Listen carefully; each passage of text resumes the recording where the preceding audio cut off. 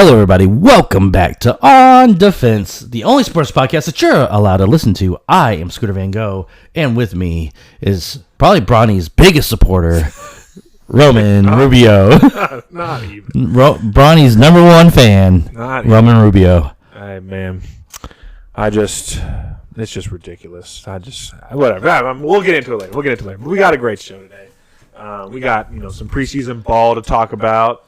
Skylar's weekly rant about Bronny James and how he doesn't belong in the NBA. He doesn't. We'll talk about some NFL And there's a lot of people on Twitter that agree with me. All right, there's a lot of people out there. Yeah. I went and looked the other day because a lot of y'all make me feel like that I'm the crazy one. And I went and looked at some of these posts about Bronny. And there's a lot of me's out there. So I feel a little bit more vindicated. I don't think you're crazy, but I'm a little bit more vindicated. Everyone takes different paths to get where they want to go. We'll talk about that path. But we got a great show. NFL stuff, NBA stuff. Maybe some WNBA stuff if we got time or if I remember. To kind of kick it all off, what you want to do first? Some NBA stuff? We'll go NFL. We'll go NFL. We'll talk about week 6? Week 5. We're week 6 now, right? Yes. Last night. Week 5. We'll recap week 5 because this is Friday. October 11th. Sorry. But this work schedule's been crazy recently, you know what? I get it. But we're here. But week 5 in the books. Carolina Panthers kind of came back down to earth a little bit. First game that wasn't close since the Andy Dalton era. Back over. Yeah. How you feel? I still feel good. I feel better than Bryce still. The offense still did some things. Chuba had 97 yards, which honestly Chuba Hubbard has been one of the shining spots I feel like for this, and maybe playing him I don't think the Panthers will sign him to a long-term deal, unfortunately, but I think he's playing himself into some sort of starter somewhere else in the league next year. Welcome to the Chiefs. Maybe. Hey, he's a good power running back dude. So, our receivers looked a little weak. Our defense is awful, but our defense is also riddled with injuries. I think injuries are really starting to catch up with us now. Like I said, I knew we were going to be a bad team to start off the season. I just wanted to see some competitiveness and be able to be we might have a chance. It seemed like at the beginning of the game we had a little bit of a chance that we let it go or let it get away from us. But had to suck. This was Caleb Williams' best game. Yeah, it was Caleb Williams' best game. Against the team that probably could have. DJ Moore came out and had a game, which he's a dog, so good for him having a game. It sucks that we're the ones that allow Caleb Williams to maybe see that not all NFL defenses are awful, but our NFL defense is awful. But not much we can do about that. Like I said, we've been plagued with injuries. Both of our starting linebackers are out. A lot of our defensive line is out. A couple of our safeties are out. We lost our starting center this week for the season. So J.C. Horn's healthy, right? J.C. 3 or 4 J.C. Horn is healthy, and he is getting burnt more than ever. I still think J.C. Horn is a great corner. He is not Patrick Surtain, who I'm pretty sure we could have drafted with an amazing pick 6. It would have been a deadly dozen, by the way, if the deadly dozen was a thing. Patrick Surtain. For the OGs to remember the deadly dozen talk. Any OGs out there, shout out. And there was also a fumble last week. I think it was Seattle and the Giants. And Seattle would have also had a deadly dozen because the fumble was in the end zone, so they picked it up and returned it. So technically went through 2 end zones. So, 2 deadly dozens right there. Bam, bam. Pick up on that, actually. Deadly dozen for the pick 6s. What about, because last week was a blocked field goal, would that have been a 10? Would that have been worth 10 points in your little rules, or is it only interceptions? Well, no, because the field goal would have been 3, but they blocked it and they returned it for a touchdown, so they got 7. No, but 10? No, because the field goal never went into the end zone. Okay, it's got to go. It's got to go into the 2 end zones. That's what's doubling the points. What if a field goal doinks off the field goal post, and then you catch it in the end zone and run it back? Is that 17 points, or is that? Is that 15 points? Because you were in the end zone, and that end zone went to the other. No, I would keep it because at the end of the day, you're only going to get a touchdown from it now. If that happened, which do they let you return it if it hits off the? I don't know. That's a I don't know if they do. Maybe hits out of bounds. Yeah, I don't know. I don't know if they. But if a field goal gets kicked and it stops in the end zone, and they return it, they catch it and they return it back. Yeah, would that be a deadly dozen? Yeah, end zone. Hey, kick returns technically could also be that. But deadly dozen. That would make kickoffs way more exciting. There you go. Potential 14 points on the board. Hey, and especially with these new dumb rules where they're trying to make kickers kick it. Now it's hey, don't kick it in the end zone. Don't kick in the end zone because you can give these guys a chance to get 14 or 12 points. 13 total, I guess, with the extra point. But that would be crazy. Yep.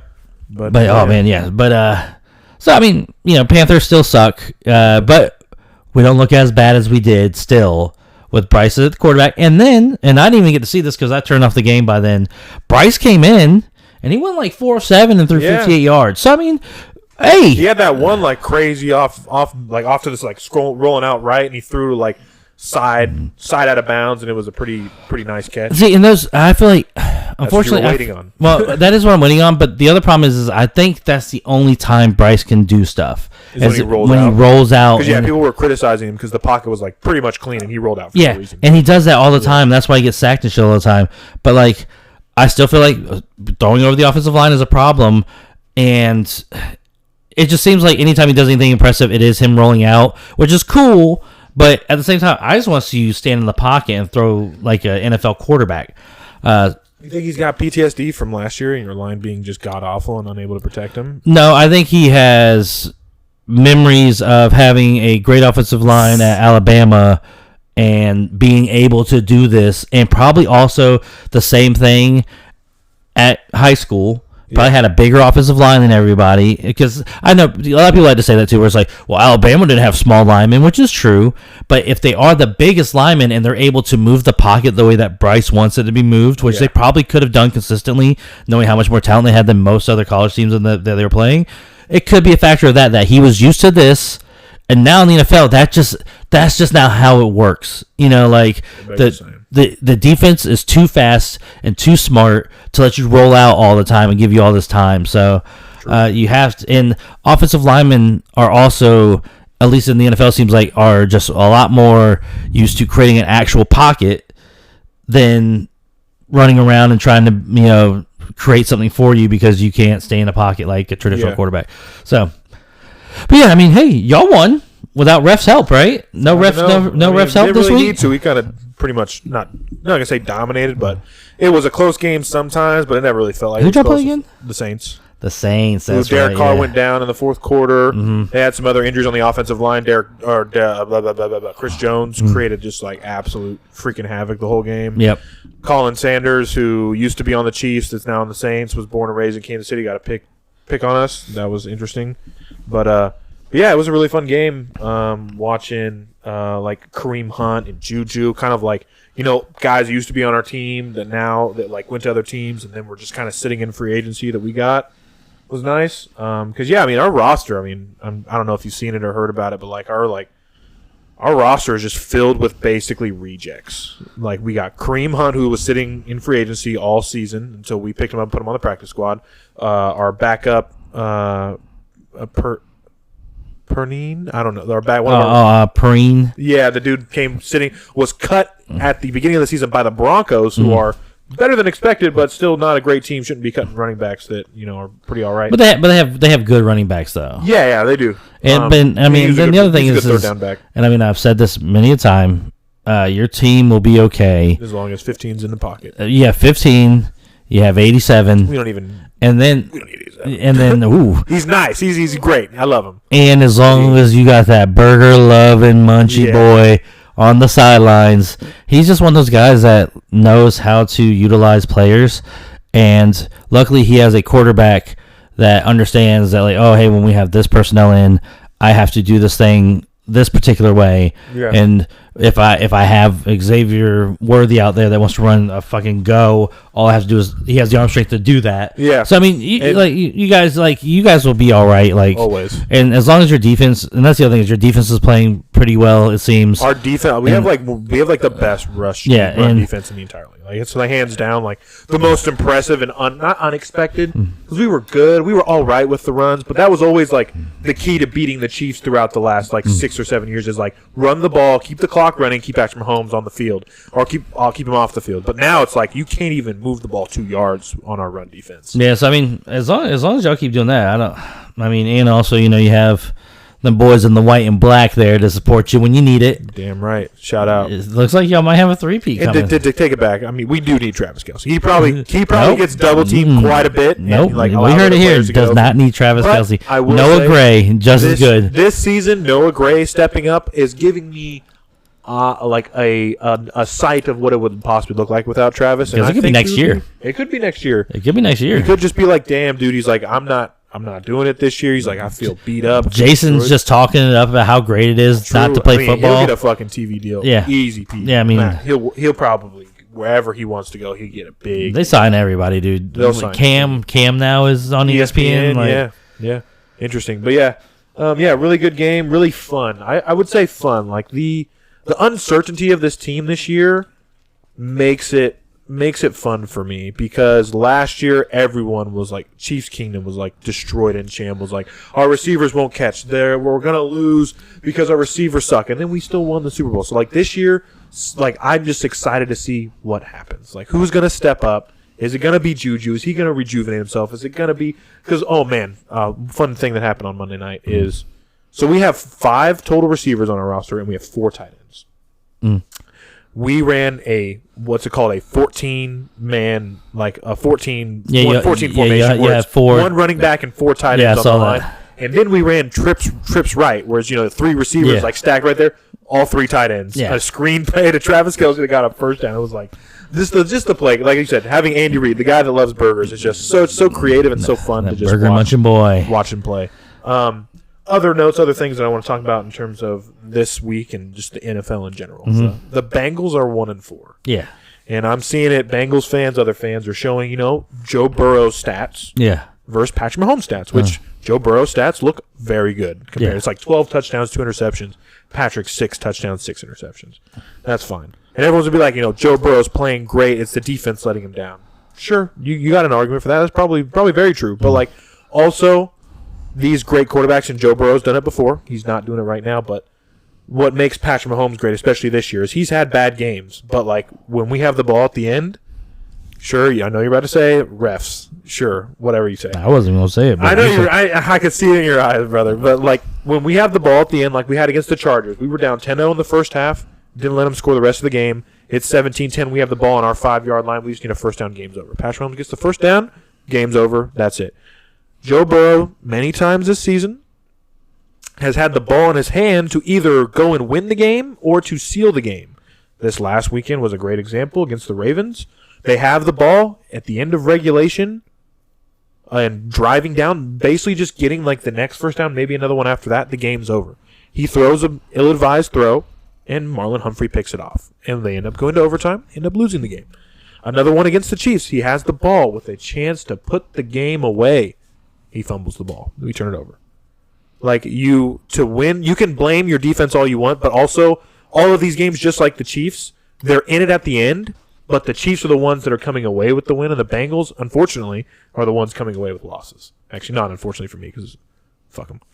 I mean, honestly, if I'm the Bengals, I still think they have a good team. I mean, when you got players like Joe Burrow and Jamar Chase and stuff like that on the offense, like, it's hard not to think that you always have a chance. Yeah. But I think that they might want to trade T. Higgins. I mean, it doesn't seem like they're going to sign him. You got to do something. Like, you trade T. Higgins, maybe you get either draft picks that you can turn into other players, or you get just players in general that can help fill up some holes on your defense maybe that you might need help with. But they got a slot guy, number 80. I don't know how to pronounce his name, but he's had a great. T. Higgins was injured the first 3 games. Starts with an I. Yeah, Andrew something. Yeah, he looks really good. So yeah, I mean, I would definitely especially if you lose this. So they're playing Sunday night this week against the Giants. You lose that game, we can keep saying they're a good team, but 1-5 is tough to overcome. I think personally, little hot take. I think the Giants are a little. They're better than what everyone I think thought. they're a little underrated. I mean, they are only 2-3 right now.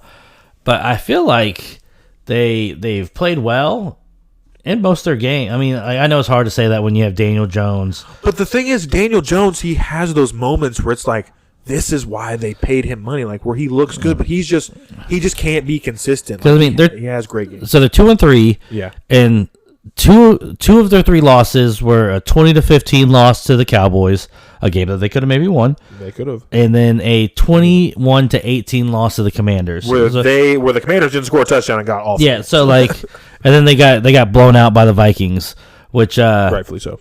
Man, I was just thinking about this when you were talking about the Chiefs earlier. What if like Sam Darnold goes off, right? Sam Darnold goes off, Super Bowl, right? Gets to the Super Bowl, beats the Chiefs, right? And then like a few years later, then they sign Sam Darnold in Minnesota, right? He got you to a Super Bowl. And like 2 or 3 years later, he becomes like your Eli Manning. Y'all meet up again, and he beats you again. Damn. If that happens, right? For the Vikings, I would like that'd be fine for the Vikings. But they have never won a Super Bowl, sure. But like, it'd be like a crazy. Like honestly, I think it'd be even because I mean, me personally, I think Eli is a better quarterback than Sam Darnold, at least so far in their careers. Yeah. Like, but I think that'd just be crazy. And then since I'm just having fun over here, would that make Sam Darnold a Hall of Fame quarterback? 2 Super Bowls? 2 Super Bowls against the Chiefs. And let's say he averages, because right now, what's Sam doing right now? He's having a year. The only thing that like people debate, at least with Eli Manning, is one his touchdowns to interception ratio is like very close, and then also Eli's kind of the inconsistencies of his career. Like some seasons they weren't even good, and then other seasons they barely made the playoffs, and a couple of those seasons ended up being Super Bowls. So it's like I think it would depend on how successful Sam is for the career after the 2 Super Bowls. Let's say he finishes this year, because right now he's got 11-4, and we're about a third into the season. So let's say he finishes with 30-12, 30 touchdowns, 12 interceptions. Yeah.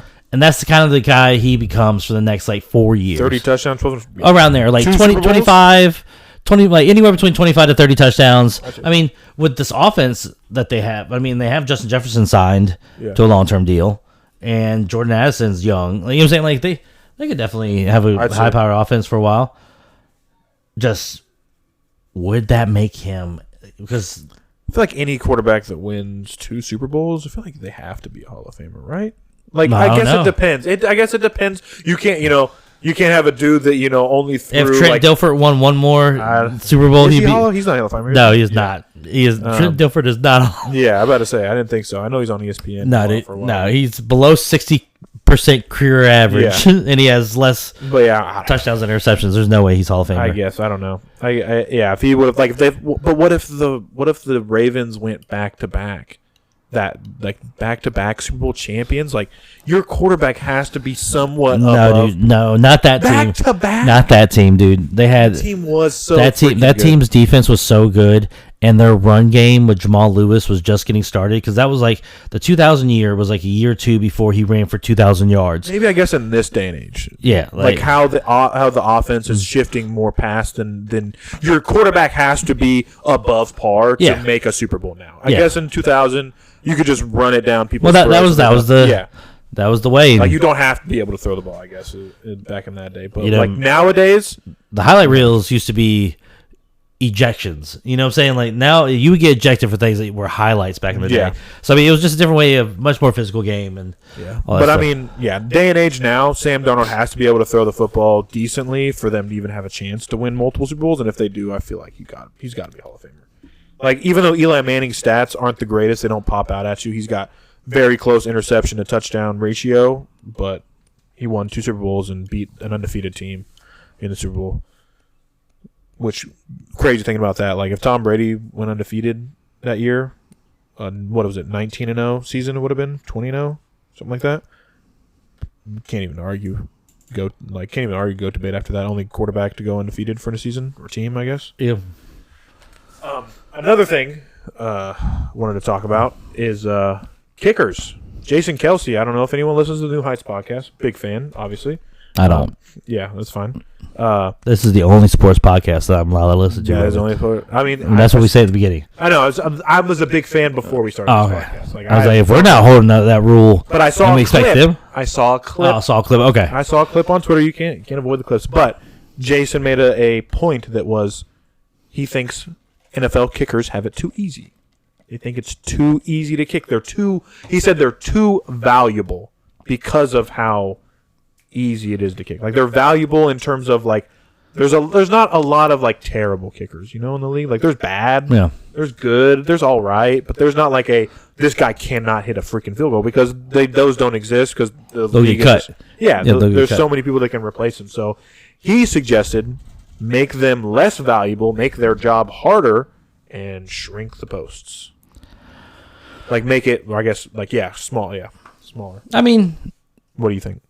I mean, that sounds good, but like I don't know, man. Like I think when does that transition happen in high school?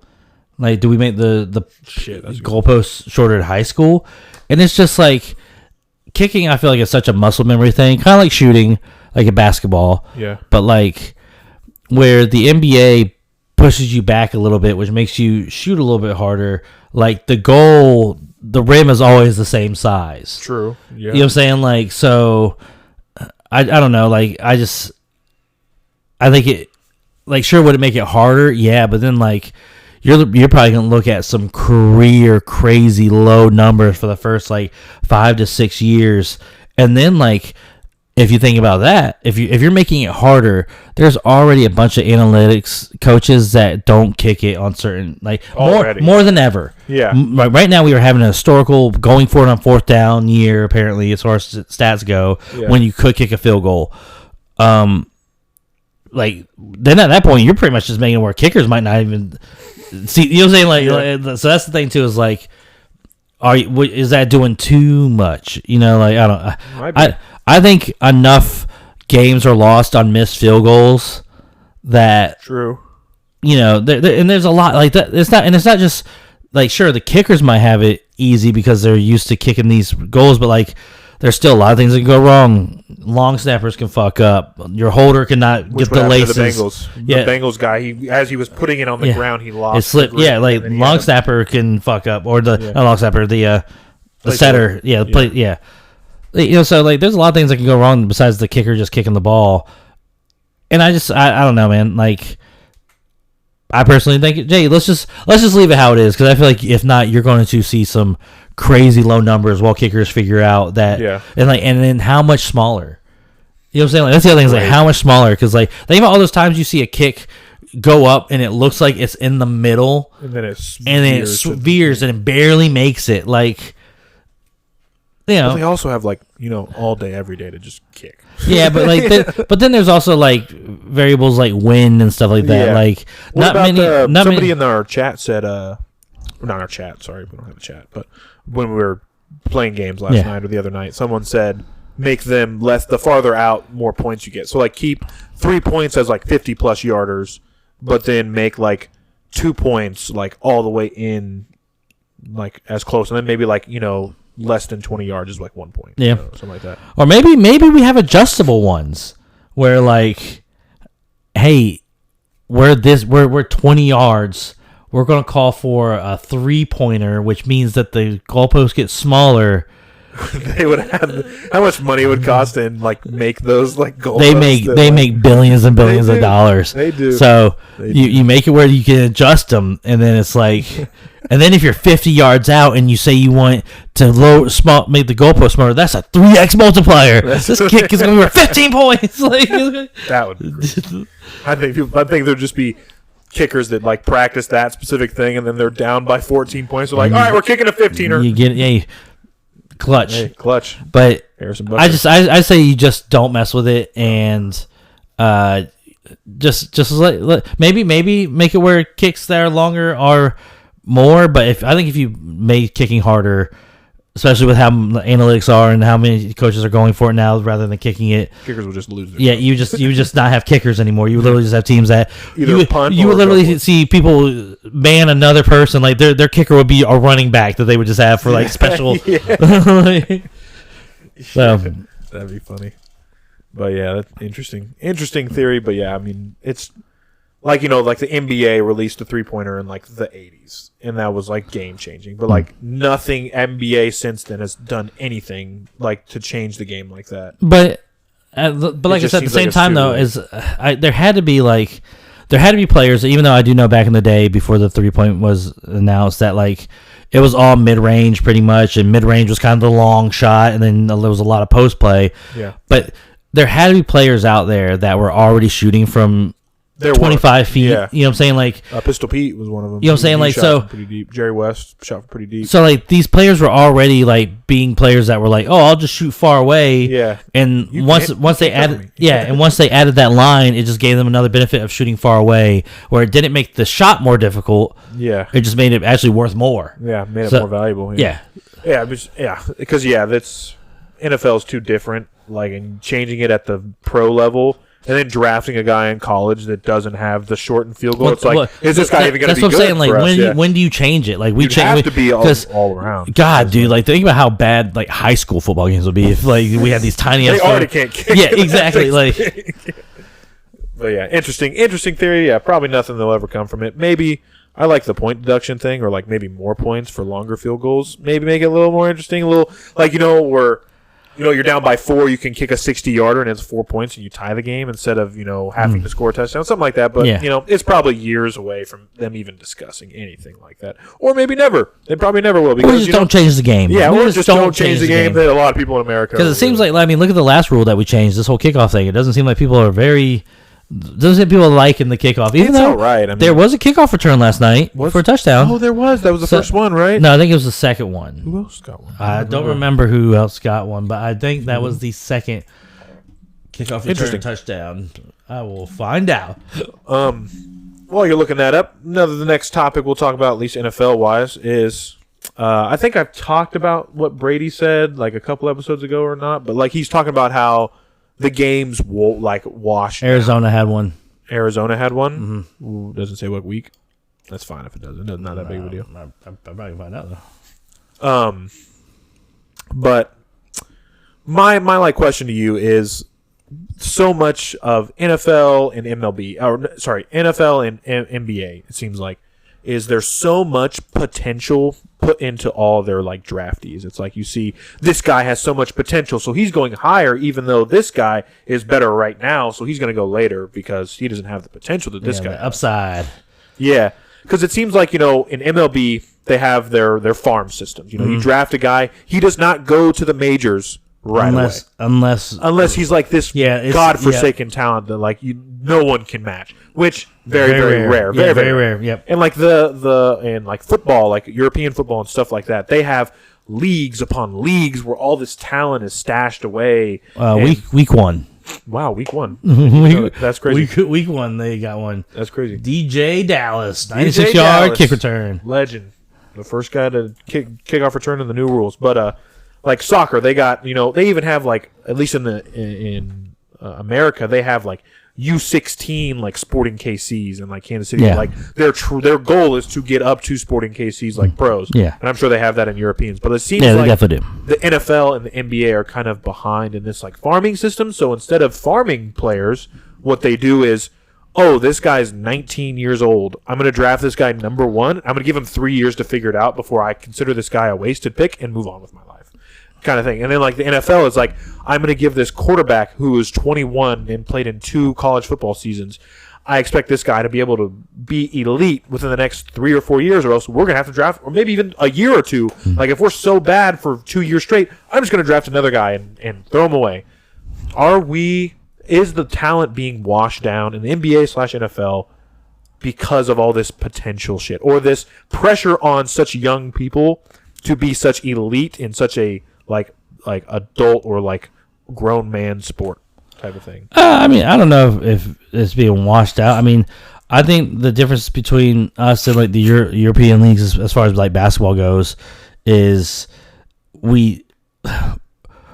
there's kids like Jokic and Luka and all of them that are playing professional at 14. Yeah. You know what I'm saying? So like they're figuring it out, like they know how to be pros off the court, and then yeah, you know what I'm saying? Yeah, and then also like how to actually play the pro game, and they're learning that, where unfortunately here our young kids are learning a game that is not the game they're going to play when they go to the NBA. Against people the same age in college basketball, for example, against a bunch of people that aren't going to be at the highest level. Not just that, but just the systems. True, yeah. Like I'm pretty sure, like when you're like let's say you're playing for Barcelona, the basketball club, not the football club, and you're on their like 16U team or whatever. I can't imagine that they're running things like they might run a different offense, but like I guarantee there is this is how we want to play basketball. So when they get up to the next level, they're still playing that same type of basketball.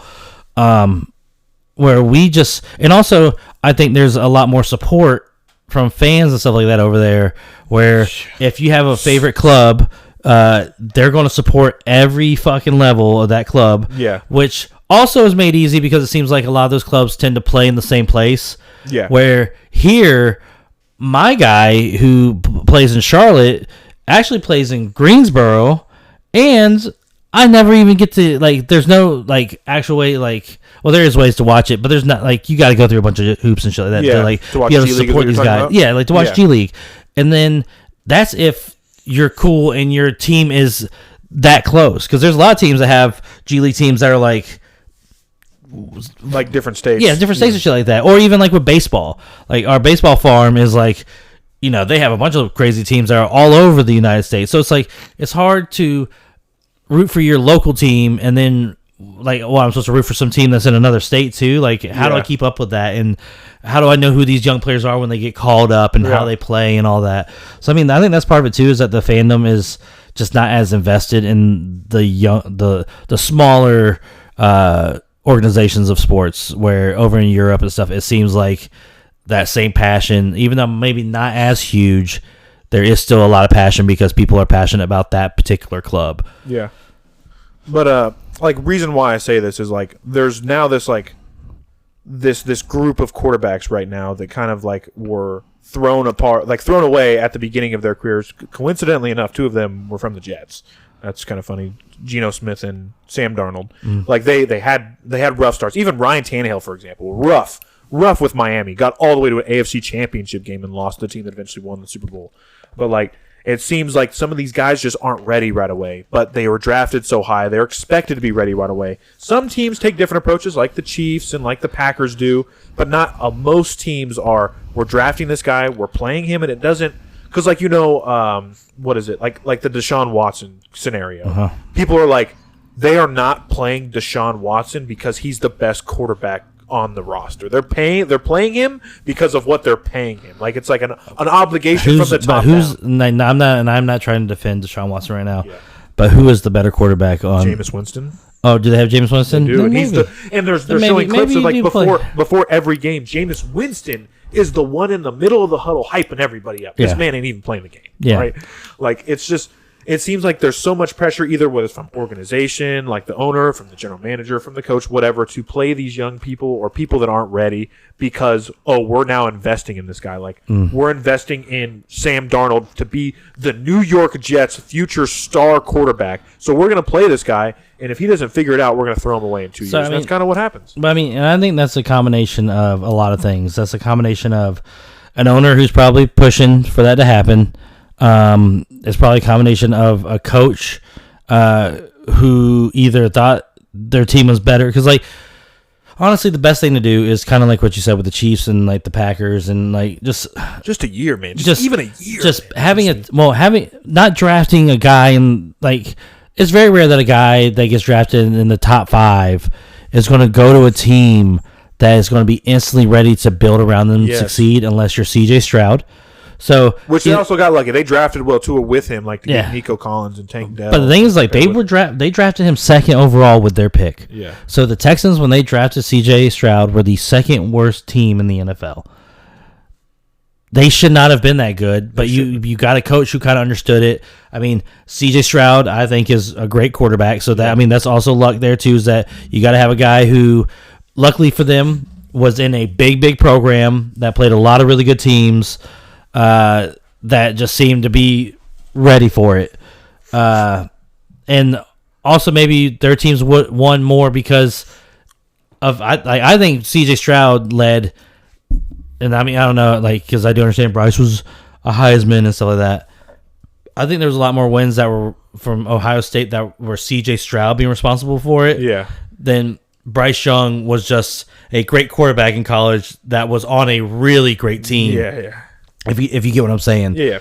So I don't know. Like I think we just kind of ruined him by throwing him out there. But yeah, because Sam Darnold and there's players like Sam Darnold that exist in the league every single year, like guys that are veterans that are still in the league that are here to prove themselves. He went to a team that had a rookie quarterback. That team still planned on starting their rookie quarterback until he got injured. Sam Darnold took over, and now look at Sam Darnold. But, like, there's so many teams out there that are, like, bottom 5, 10 that want to draft a quarterback. And guess what? There's probably about 5, 10 veteran quarterbacks out there that you could sign to start over him and have him learn under. You know? I mean, but then also you got to think, like, it just also depends on where they're going to. So, like, we're just going to use 2 old Carolina Panthers. So, you have Sam Darnold right now who's in Minnesota tearing it up. But where did he go in between us and Minnesota? He went to San Francisco, where he got to sit and listen and learn from Kyle Shanahan, who is a great offensive coach, great offensive mind. So, like, how much is that? Like, being able to go to a really good coach and just get all. And then the thing is like, not only was he listening, but playing worry-free, because he was never going to be the starter. Yeah. So, like, he was just playing worry-free and just learning and soaking up and just, like, figuring out how to be a good quarterback without people yelling that you suck every week. That probably helped out some. Baker went from the shit show that is Cleveland to us, which we were still pretty much a shit show, but Baker wasn't awful with us. But Baker wasn't even awful with Cleveland. Yeah. They were just like Deshaun Watson. We have to. Yeah, See you I mean, later. I think he unfortunately just got thrown underneath the bus some, and then he goes over to a great coach in Bruce Arians, right? No, he went to the Rams. Sean McVay. Oh, yeah. He goes to Sean McVay first. Yeah, so he goes to Sean McVay, spends a year there. They get to the playoffs, I'm pretty sure. I don't know if they win a game, but they make the playoffs with But- the quarterback, I'm pretty sure. Well, Matt Stafford wasn't there? No, this was Matt he got Stafford hurt? injured. He got injured, Okay. I'm pretty sure. Yeah. But he goes to Sean McVay, another great offensive mind. You get to hear, you get to learn from him. Also, I don't know what kind of teammate Matt Stafford is, but maybe you learn some stuff from Matt Stafford too. And then you go to Tampa. That one is a great offense right there. I mean, as far as wide receivers go, you're loaded weapons. And then you have Bruce Arians, who's or is it he retired? It's Todd Bowles now. Yeah, Todd Bowles. Todd Bowles. But you have Dave Canales, that handsome man, Dave Canales. handsome man, Dave Canales, and you just like. Both those quarterbacks went and it seems like learned and soaked up some time of just being a backup and not playing. Like, and I do know Baker played when he was with the Rams, but like that wasn't his initial reason for being there. You know, Yeah. You just got an opportunity, and then just the opportunity happened. Yep. So I mean, I think that might be the thing too. Is like, sure, getting thrown out there might have not helped him, but like if you're on a shitty team with a shitty coach that is playing you for their benefit. They're playing you because they hope that you're good enough to make them look much better than they are. Yeah, then you're playing because they think that you might be the right person or that you're ready. Yeah. That ruins a quarterback. But, every quarterback's different, and all of them are better than Bryce Young. And then, like, the NBA, for example, one is like, how many number 1 overall picks can you name that had a successful career not being like a star, like a role player? I can only think of like 1, maybe 2. I don't know. I would have to. One is Andre Bargnani, who was the number 1 pick for the Raptors years ago. Yeah. He ended up like he was supposed to be this like revolutionized, like 7-foot stretch guy, like the Dirk replacement type of guy, and like he didn't pan out, but he had like some stints of being like a role player. Like he played, I think, a decent amount of years in the NBA, and then like Markelle Fultz is one of them. Where right now he didn't benefit from it, but like his shot got destroyed somehow, some way when he was in Philly. He goes to Orlando. He gets an opportunity. He actually has a pretty solid 1 or 2 years. Right now he's a free agent, which is crazy because he had great years. Yeah. But Andrew Wiggins. It took him a while, but he's one of the first overall pick. Yeah. Andrew Bogut. Yeah. Okay. There's those two. But besides that, it's either really freaking good, or it's either we great or threw bust. you away to the garbage because you were trash. But it's like if these guys weren't, because in like an NBA it's kind of different from NFL. Like NFL, you're the quarterback, and it's like the quarterbacks are the main ones that I'm talking about that like Young we're throwing in there. The other guys, it's like they play a different type. Well, we of count logo. Kate Cunningham as like Cunningham's still he's still really good. He's on a really bad team. Yeah. He's really good, but their team's terrible. But like the NBA even feels more amplified than like a quarterback, because like the quarterback, your job is like offense, right? But like there's another side of the ball that has to play well for you to even be successful sometimes. The NBA, it's like we're drafting you number one, save this entire franchise and be the best player, like on both sides of the ball, and like change the game and like make everybody better, like be number one. That's the difference between football and basketball. Yeah. Is your number one pick can do, like, think about that. Think about if the NFL, it was like, hey, by the way, the guy you draft as quarterback, he also needs to be your safety. Yeah, you know what I'm saying? Like that's what the NBA essentially is hey, Victor, we need you to be not only the highlight show that you are, but also we need you to go down there and hold it down like Shaq did and get a bunch of blocks. And but like, you also don't like. I get like the pressure because they were the number one pick, but like after a few years, you'll be like, okay, you're not that guy we thought you were. But like, let's see if we can find a different role. But it's like with like the 76ers and with the Raptors with Andre Bargnani, it's like and the Timberwolves with Andrew Wiggins, it's like, well, you're not the star. How do we get rid of you? How do we get you the fuck out of here? Right? Well, you want to get rid of him too while he still has some value. Some value. You know what I'm saying? Like, because chances are you could have traded him for a million bajillion picks. Yeah. So I mean, there's always that too. Just interesting to. I just wish potential wasn't such a big factor in drafting nowadays. I wish it was more based off of what have you actually shown us. Because like Anthony Richardson's one guy. Like he's basically got drafted number 5 overall by the Colts, purely based off of this guy's raw talent is insane. And then they throw him into the starting lineup first year. He gets injured. I mean, he was good at Florida. He was good at Florida. But it was such small numbers that you were seeing. It was not. He wasn't putting what's on paper that even Bryce Young put on paper in college, and they were like, this guy oozing with potential, which is true, but it shouldn't be the end-all, be-all of my guys pick number 5. But enough with that. Enough with NFL. Time to go to the awesome sport that is basketball that we just kind of briefly talked about. NBA preseason underway. If you baby. Been watching, it's been some interesting stuff here. We saw Cat's debut the other day. Dropped 25 points, 16 in the third quarter. He looked really great. Yeah. We saw the Timberwolves without. Sorry, my dog's whining in the background. It's distracting me. He's going crazy. Yeah, poor Chief. But yeah, we saw a lot of preseason action. One preseason action we saw was the Charlotte Hornets. I watched game 1. I kind of watched game 2, not really, but I watched highlights of game 2. I've been watching highlights. I haven't watched any of the actual preseason games. I just haven't gone through and figured out what legal stream I'll be watching these on. Yeah, legal stream. Very legal stream. Very legal. So I mean, I'll start off with you guys are looking pretty good. Yeah. You're the Celtics, defending champs. So beautiful to see. Good for you guys. The Hornets, though, I feel like we're looking real good. I think LaMelo, first game LaMelo played 23 minutes, dropped 24 points, saw 6 of 12 from 3. He's doing this new shot where he doesn't even jump. Yeah, he doesn't even jump. But every time I've watched him, it's going in, so I'll take it. Maybe he's afraid of landing on his ankle wrong. That's not good. But he is wearing ankle braces. That's good. Brandon Miller, there was game 1 he looked kind of rough, but then last game we played, he was the only. Well, Miles Bridges started, but he was really the only starter, and he played pretty well, I do believe. Let's see here. Let me pull up the stats real quick. Yeah, we blew out the Grizzlies. Yeah, 8 of 13, 6 of 8 from 3, 22 he looked points. A lot better game 1. He did not. He didn't shoot very well. So we played with our B squad. We have Mimic, which a lot of the Hornets fans are turning on him right now because they're saying that he's playing lethargic and he's not hustling. And it's like, why is every European player accused of not exercising? And it's fucking preseason. Can we please stop? Every Trey Mann, dude.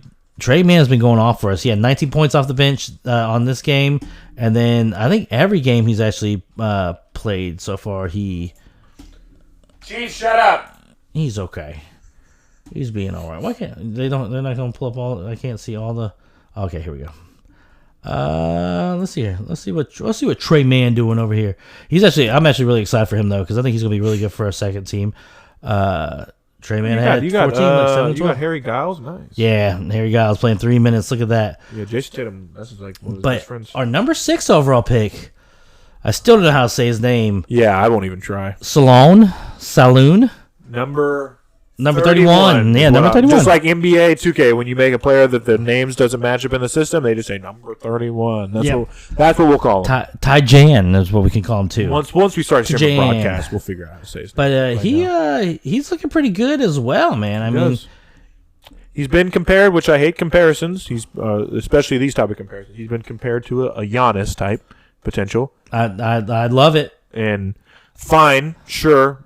But Giannis wasn't even Giannis type potential. He had to like grind and work for that. So that's why I hate the comparisons of like players we didn't see coming that became superstars that are now being compared compared to. But he didn't look like a raw prospect that everyone says he did. He's actually looked pretty polished. Yeah, no, because game 1 for us, he got what did he do? He had 4 of 8. 3 Yeah, 3 of 5 from 3, 11 points. Terrible plus minus, but it's fine. Yeah, that is not great. But he's also running with the second team, I think, right now. So there's that, too. Plus, also, we're playing against the Knicks, who I think is going to be a really good team. Their backup center, Mitchell Robinson's out until the beginning of next year, like January, like 2020. Yeah, I heard Stephen A. was not happy. Well, yeah, no, because their team literally has no bench. So that's going to be interesting to see how they do moving forward. Yeah, hey, plus 13 against the Heat, though. Ayo. So we're talking about plus minus. Look at that. He turned around against the Heat.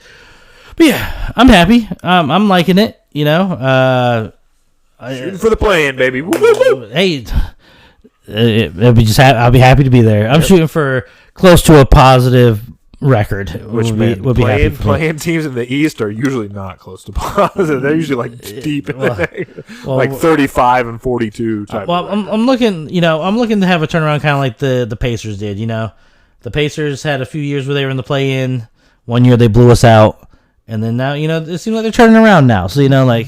We'll see. I'm interested. Our whole season... Your rookie playing good makes this season a little bit more exciting to watch. Our whole season really falls on what happens with LaMelo, though. Yeah. You know, like, we need his ankle to stay healthy. We need him to be efficient, but and also... play defense. And also not be afraid to drive, because it seems like he's turning into just a three-point shooter, which, I mean, hey, at 50%... I'll take. I mean, he won't keep that. Yeah, no, but I'll take it.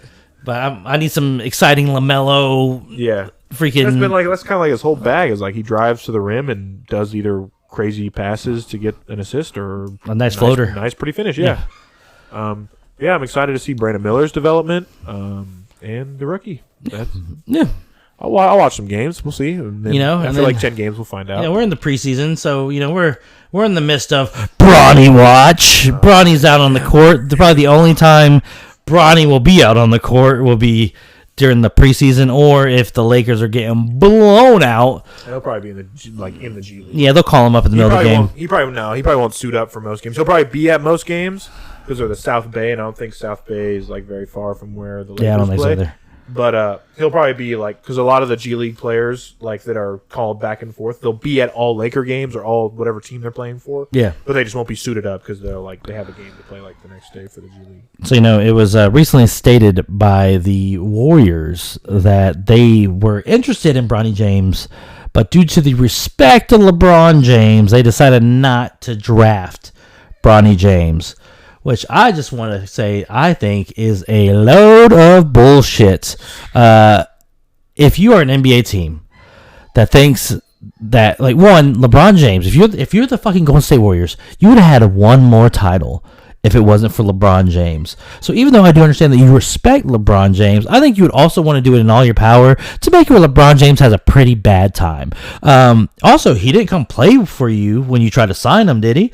No, he did not. They didn't try to sign him. Didn't they try to sign him? I thought there was a push. They wanted to trade for him. Well, LeBron could have made that happen too if he wanted to, and he did not show up at your door, did he? Oh, speaking, I got it. So then, so I just think it's just a load of bullshit that if Bronny was actually a good prospect that was worth a second round pick, you would have picked him. If Bronny was a lottery pick, you were saying this earlier. If Bronny was a lottery pick, they definitely would. There's no way that you're respecting LeBron's wishes and allowing him to go to the Lakers. It's that Bronny. This has all just been a show, and God, what's his name? What's Clutch Sports? What's his boy? Rich Paul. Yeah, Rich Paul recently did an interview where he was talking to Bronny before the draft, and him and Bronny were talking about his future, and basically he asked Bronny, "What's the dream?" And Bronny's dream was to hear my name called, which then Rich Paul said, "Does it matter what team?" And Bronny said no. So all I'm hearing right now is you weren't going to get drafted. If your dream, Bronny, is to be drafted by any team, the only team you'll be able to be drafted by is this year, right now, with your dad, because that's the story that we can sell for the Lakers to draft you. Maybe the Lakers just had a better future plan for him than any other team that wanted to draft him. I don't think that's. I don't think that's. I don't think that's. I think JJ Redick said that Bronny's like development is like he's like starting the future development for the Lakers for their contingency plan after LeBron James retires. And Bronny, he said, is at the forefront because he loves his raw. I will put this. God knows if we're ever doing the podcast that long. Like, what will be like 2 or 3 more years before LeBron's gone? Probably. We'll see. I do not see Bronny James being any part of the future. Now, sure, he might be a part of the development process, as in he's a guy who's in the development process, but I do not think Bronny will ever be a guy who, after LeBron leaves, will be a I'll say like he's not Danny Green. He won't be like a Danny Green. He won't be like a role player that like comes in. Plays 15 years. Most players aren't like. But no. But I'm saying like that. Just like, and I'm just saying Danny Green because he was just the first guy that came to my mind right now. But like, a guy who's gonna come in and actually matter. I don't think Bronny will ever do that. And I think the only time Bronny will get any shine is the next 2 to 3 years while Daddy's in that building. And once Daddy's gone, I think he got it. He got his dream. His dream was to hear his name called, which it was. There you go. You know what I'm saying? Like, that's it. Like, his dream wasn't to play in the NBA. His dream wasn't to be a great player. It was to have my name called. And that sounds like somebody in the history of the NBA draft or NFL draft said, my dream was to hear my name called. They say that all the time. But you're taking that so far out of context because you hate Bronny. No, I don't hate Bronny. I hate LeBron. Let's get this. Whatever. You hate this whole. Let's just point my hatred towards the right thing. Bronny did nothing wrong besides being a boy who wanted to play basketball with his father and hear his name called. Bronny is just, unfortunately, like, I just feel so bad for the kid because, like, he's making like $7.8 million, and that's just an NBA contract. Yeah, which is also crazy. They guaranteed this money to this kid that is never going. It's not guaranteed. I thought it's more guaranteed. Most of it's guaranteed. Yeah, but that's just rookie contracts in general. But I don't know, man. I don't think this is going to work out for Bronny. Nothing against Bronny. I wish he stayed in college. I wish he would have gotten a little bit better and then was able to make a name for himself instead of having to go. He was never going to make a name for himself because his last name was James and he was related. If he was good enough, he could have definitely made a name for himself. It would have never. The storyline would have never been Bronny James making a name for himself. Forget who his dad is. No, the whole storyline would have been like, LeBron because James' losers won't let him get away from his dad. No, I don't want him near his dad. That's just how it happened, but I'm not mad about it. And to kind of. I guess segue into this.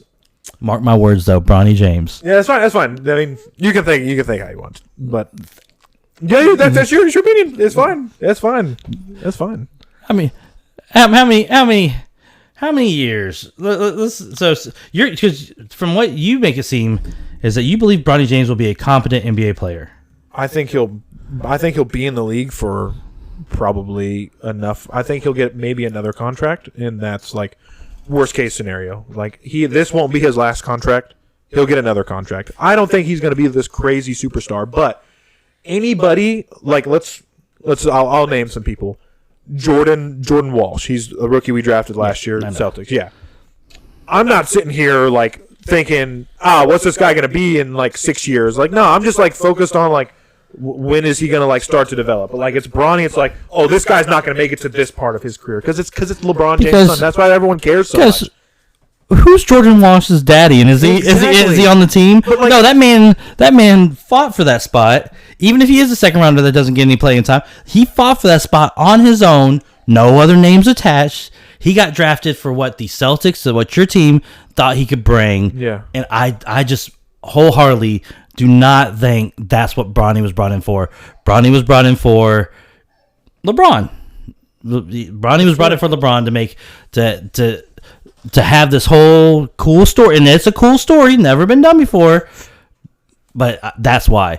And just to go back around, the Golden State Warriors sitting here and saying that, oh, we would have drafted Bronny, but for his wishes, bullshit. You were never going to draft Bronny, or you woulda, or you woulda, because what business is this of being nice to people who stopped you from winning a fucking championship? Also, to kind of backtrack to that, what you said, stopped him from winning another championship. So, and I've thought about this. I kind of think this would have happened. So the Warriors don't blow a 3-1 lead. They win the championship.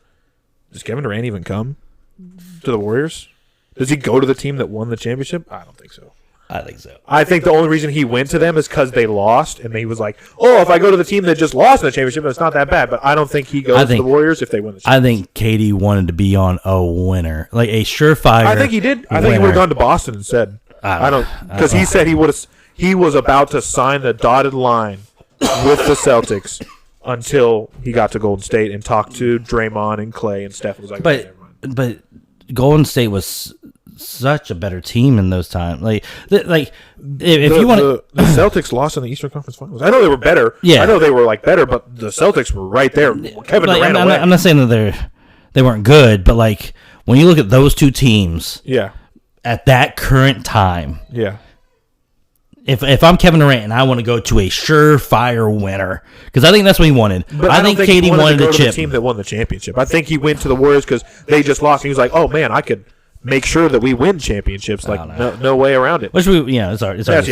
That's just my thoughts. Either he goes back to OKC or he goes to Boston if the Warriors win. So maybe in a different way, they are respecting LeBron because they're like, "Hey man, thanks for beating us that one year and giving us Kevin Durant, and letting us win 2 more. Appreciate it." I don't think KD ever goes back to. I don't think he would ever go back to OKC. No, but he would have. He would have re-signed with the Warriors instead of leaving for Golden State. All right, either re-signing with the Thunder or going to the Celtics.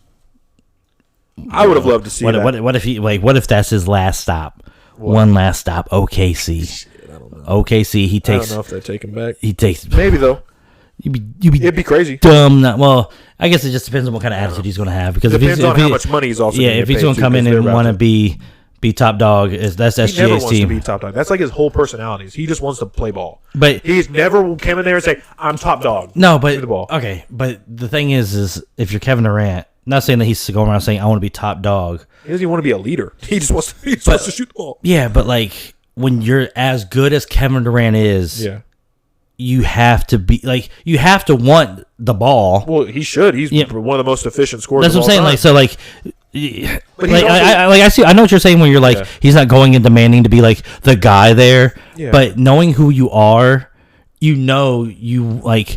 want to be the guy there. You know what I'm saying? He's also stated multiple times is like he just goes on the court and his goal isn't to shoot the ball. His goal is just to make the right basketball play. He's like, that's all I ever want on the court and do.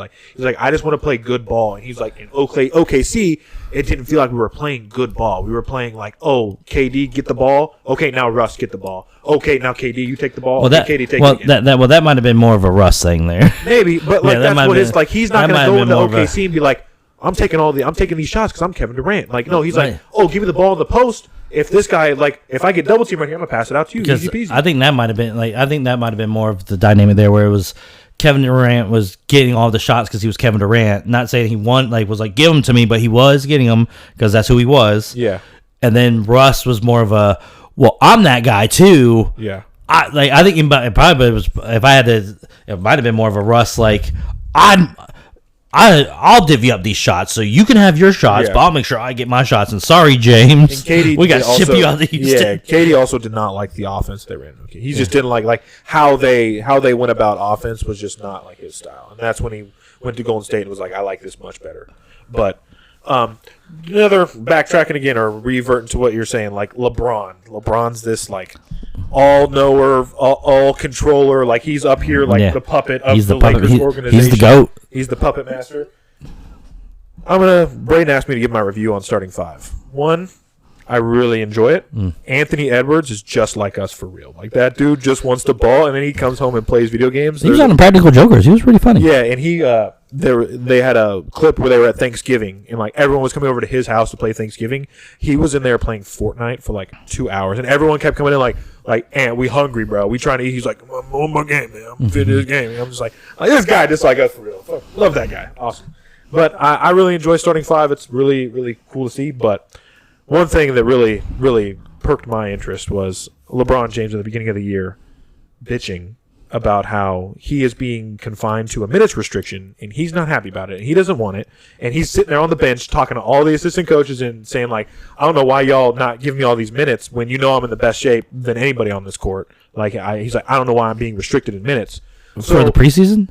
No, in the regular season. Like okay. This is film from the regular season. Yeah, this is the whole thing, okay. Yeah. And he's complaining. He's like, and then he talks to the camera. He's like, I'm not one to like to be held back. He's like, I don't like that I'm being forced to do this because this isn't what that I want to do. So I'm supposed to sit here and believe that LeBron controls the entire Lakers organization, makes all the decisions for them, but he can't even control how many minutes he gets on the court. Well, the thing That's what I'm supposed to believe. The thing is they're saying, one, you don't listen to the athlete all the time, right? Like when it comes to that. But when it comes to making franchise-changing decisions, but when you want that guy to stay on your team, yes, you do. Yes, you do. He already signed a contract before they ever considered drafting Bronny. He signed a contract extension a year before. The year before. He signed it this year, didn't he? It may be an extra year of that, but he signed another extension like 2 years before that. Like he's been signing extensions. Yeah. But this year he waited. They didn't sign nobody, and then he took up more money because they didn't sign nobody. This year. And I'm pretty sure part of that conversation was we'll also draft Bronny. Whatever. But I'm supposed to believe this guy controls the entire organization, but he can't even control how many minutes he gets. Yeah, he got his podcast buddy a job. He did not get his podcast. He got his podcast buddy a job. That's all that caught my eyes. LeBron controls everything except his minutes. Well, that's what I got. He wants to play the victim. He doesn't want to seem like he's controlling everything. Right. He's a billionaire he's a billionaire on the bench, bro. Right. He's controlling shit, all right? All I'm saying. All right, he controls everything, guys, but his minutes. You heard it here first. Oh, yeah, that's the coach's decision. Everything. No, I can't. I am going to hate this conversation. He controls everything outside of the court. Yeah. And then when he's on the court, he's like, okay, I don't want to control everything. Yeah. Right. This guy I need the illusion of I don't control everything. Yeah. I'm LeBron James and I'm super smart and see that's the problem is you're playing checkers and LeBron's playing chess. Yeah. Right. And you know what, LeBron? Right. Checkmate. Because I see your moves, buddy, and I'm watching you. That's fine. But yeah, I mean, review of starting five, definitely give it a watch. I really like Domantas Sabonis in it. I think he's really good. Obviously, I like Jason Tatum, but I'm biased as hell. Jimmy Butler, I definitely like a lot more than what I did before. And LeBron, just, he's my GOAT, so I like LeBron as well. So I definitely, like, if you like basketball and you like behind-the-scenes stuff, it's kind of like quarterback, and wide receiver. Yeah. But basketball terms, and I really like it. I really like the concept. I'm on, like, episode 5, I want to say. So really looking forward to episode 10.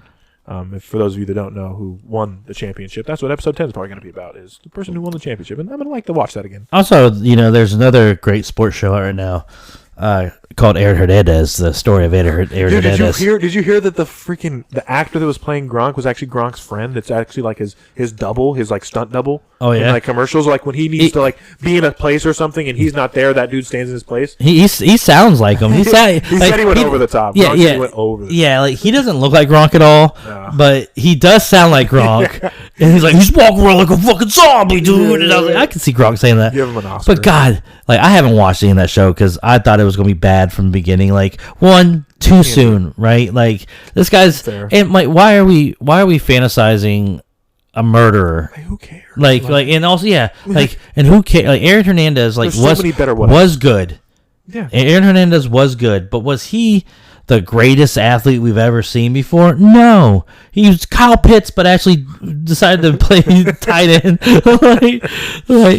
But I don't know, man. Like I just don't like that. That's like who we're like. Oh, let's have a show about this guy. It's just what we do as like a society. We idolize these freaking crazy ass motherfuckers. But the guy who plays Aaron Hernandez, I think, is awful. Yeah. Like the guy who plays Bill Belichick, I like him. Dude, I got roasted by some other people because I was like, I think Bill Belichick did a good job. Yeah, he sounds like him, and I just hate how it was like I don't know who, like, where they're getting these stories from or whatever, but just being like, he's in the draft room and he's like, fuck it, we'll take him. And then, like, everybody's like, what, Bill? And he's like, we'll run 2 tight ends. Everybody's like, he like comes up with a whole offensive plan right there. 2 tight end fullback setting into something never been seen before. Yeah, never been seen before. Like that happened right there. There's no way that happened right there. No, I really like this kid. I think he runs good routes, and I think he'd be good for our team. That's like probably the max of what they say. What about his drug problem? We'll deal with it. Yeah, we solved that stuff. He's the best player in this draft by far. No one said that about Aaron Hernandez. I'm so sorry. But yeah, and then like watching him like run routes and stuff like that. There's just like little things like that. It's bad. But then like he runs these shitty routes, and people are like, "Woo! Oh my god!" He's like the Clippers show, this show, and Showtime. Remember Showtime about like the '80s Lakers? Yeah. You can't do these shows with these like freakishly athletes that are like 6 foot, like more than the average actor's height. And then, like, get these actors that aren't actually athletes to do this stuff. It just looks so bad. Like, or at least just hire an NFL guy, like an ex-NFL athlete that, like, maybe kind of resembles them. That, or just, either do that. You're telling me Tony Gonzalez can't put some makeup on and, like, look like he's a little bit, like, younger? And we need guys who are athletic as fuck to play these characters. There has to be some actors out there that can dunk. Yeah. You know what I'm saying? There has to be some actors. There's not that much acting going into these sports shows. Like, there's not that much. Except the Gronk guy and the Bill Belichick guy. Those guys are killing. Those guys are top. Yeah. But like other things, like the Clippers show, like there's not that much acting. It's pretending to be an athlete, a sports or like a coach or a basketball player. And me personally, and look nothing like that person. Yeah, and like look nothing like that person. I don't think it's that hard to do. But that's just me. I don't know. But yeah, sports shows are bad. Let's leave our sports shows to fictional sports teams. Yeah. Something that we don't have an already like the Flint Tropics. Goated. Remember the Titans. Remember the Titans. Yeah. Like just Space Jams. Jams. No, that was nonfiction. Actually, that actually happened. Yeah, well, the first one did. I don't know about the second one. Bronny doesn't look like he knows how to make video games at all. So I just don't think that's fiction. I thought it was Bryce though, not Bronny. Was it Bryce? I don't know. I don't remember who the son. We talked about this before. I hope they did. I also hope they didn't use the actual real son's name in the. I think they did. No. Did they not? I don't know. We don't have to look it up. It's not that big. I don't know. But yeah. Outside of sports. Yeah, you got the WNBA.